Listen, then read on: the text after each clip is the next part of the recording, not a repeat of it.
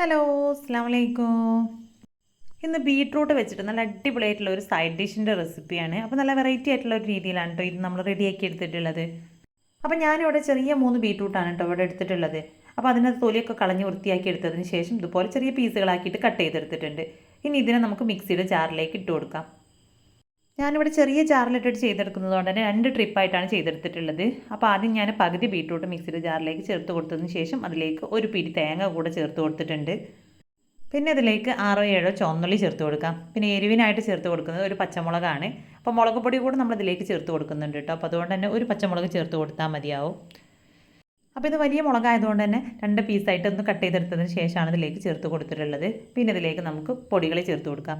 അപ്പോൾ ഒരു 1/4 ടീസ്പൂണോളം മഞ്ഞൾപ്പൊടി, അതേപോലെ തന്നെ ഒരു 1/2 ടീസ്പൂണിനടുത്ത് മുളക് പൊടി, പിന്നെ ഒരു 1/4 ടീസ്പൂൺ ഉപ്പും കൂടി ചേർത്തിട്ട് നമുക്ക് ഇതിനെ ഒന്ന് ക്രഷ് ചെയ്തിട്ടെടുക്കാം. അപ്പോൾ ഒരുപാട് അങ്ങനെ ഫൈൻ പേസ്റ്റ് ആയിട്ട് പോകേണ്ട ആവശ്യമില്ല.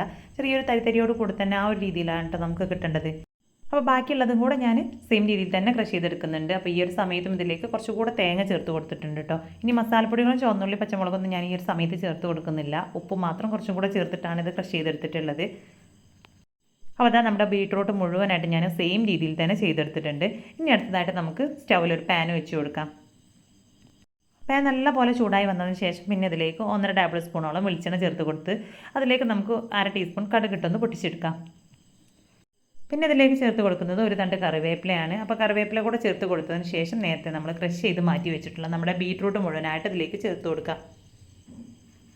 ഇനി എല്ലാം കൂടെ നല്ല പോലെ ഒന്ന് മിക്സ് ചെയ്ത് യോജിപ്പിച്ചിട്ടെടുക്കാം. അപ്പോൾ നമ്മൾ 2 ബാച്ചായിട്ട് തന്നെ ക്രഷ് ചെയ്തെടുത്തതുകൊണ്ട് രണ്ടും 2 കളറിലാണ് കേട്ടോ ഉള്ളത്. നമ്മൾ ആദ്യം ചേർത്ത് കൊടുത്തതിലേക്ക് മസാലപ്പൊടികളൊക്കെ ചേർത്ത് കൊടുത്തതുകൊണ്ട് തന്നെ അതൊരു അധികം റെഡിഷ് കളറായിട്ടാണ് ഉള്ളത്. അപ്പോൾ എല്ലാം കൂടെ നല്ല പോലെ ഒന്ന് മിക്സ് ചെയ്ത് യോജിപ്പിച്ചെടുത്തതിന് ശേഷം ഒരു 5-10 മിനിറ്റ് നമുക്കിതിനെ അടച്ച് വെച്ച് വേവിച്ചിട്ടെടുക്കാം. അപ്പോൾ ഇതിലേക്ക് ഒട്ടും തന്നെ വെള്ളമൊന്നും ചേർത്ത് കൊടുക്കേണ്ട ആവശ്യമില്ല. ലോ ഫ്ലെയിമിലിട്ടിട്ട് നമ്മളിതിനെ അടച്ച് വെച്ച് വേവിച്ചാൽ മതി. ഞാനിപ്പോൾ അവിടെ ഒരു 5 മിനിറ്റാണ് കേട്ടോ വേവിച്ചെടുത്തിട്ടുള്ളത്. അതിനുശേഷം അതുപോലെ ഒന്നും കൂടെ നല്ല പോലെ മിക്സ് ചെയ്ത് യോജിപ്പിച്ച് കൊടുത്തതിന് ശേഷം നമുക്കിതിലേക്ക് ഒരു 2 മുട്ട ചേർത്ത് കൊടുക്കാം. അപ്പോൾ ബീട്രൂട്ട് മുഴുവനായിട്ട് വെന്ത് വന്നതിന് ശേഷമാണ് കേട്ടോ ഇതിലേക്ക് മുട്ട ചേർത്ത് കൊടുക്കേണ്ടത്. ബീട്രൂട്ട് ക്രഷ് ചെയ്ത് ചേർത്ത് കൊടുത്തതുകൊണ്ട് തന്നെ പെട്ടെന്ന് തന്നെ അത് കുക്കായി കിട്ടുകയും ചെയ്യും. ഇനി ഇതിനതുപോലെ നല്ല പോലെ ഒന്ന് മിക്സ് ചെയ്തിട്ടെടുക്കാം. അപ്പോൾ നമ്മൾ ബീട്രൂട്ടിൽ ഓൾറെഡി ഉപ്പുള്ളത് കൊണ്ട് ഞാനിതിലേക്ക് സെപ്പറേറ്റ് ഉപ്പ് ചേർത്ത് കൊടുക്കുന്നില്ല. ഇനി ബീട്രൂട്ടിൽ ഉപ്പ് കുറവായിട്ട് തോന്നുന്നവരുണ്ടെങ്കിൽ ഈ ഒരു സമയത്ത് മുട്ടയിലേക്ക് ഉപ്പ് ചേർത്ത് കൊടുക്കാം.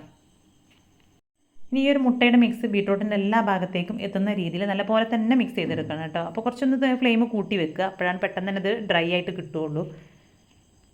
പിന്നെ ഇത് കട്ടയാവാത്ത രീതിയിൽ നല്ലപോലെ തന്നെ ഒന്ന് മിക്സ് ചെയ്ത് കൊടുക്കണം. അപ്പോൾ ഒരു 5-6 മിനിറ്റ് കഴിയുമ്പോഴേക്കും ഇത് നല്ലപോലെ റെഡി ആയിട്ട് കിട്ടും.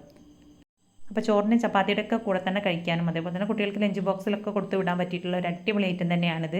അപ്പോൾ ഇന്നത്തെ നമ്മുടെ ഈ ഒരു വീഡിയോ ഇഷ്ടമായിട്ടുണ്ടെങ്കിൽ ലൈക്ക് ചെയ്യുക.